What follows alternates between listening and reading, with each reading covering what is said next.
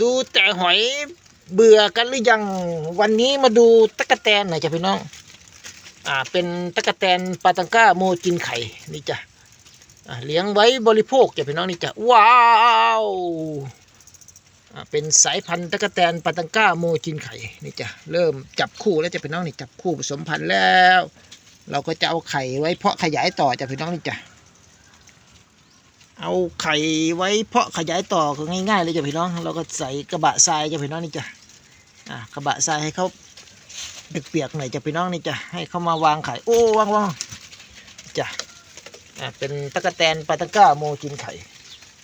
ว้าวเยอะๆเลยจ้ะพี่น้องเราก็ให้หญ้าเนเปีย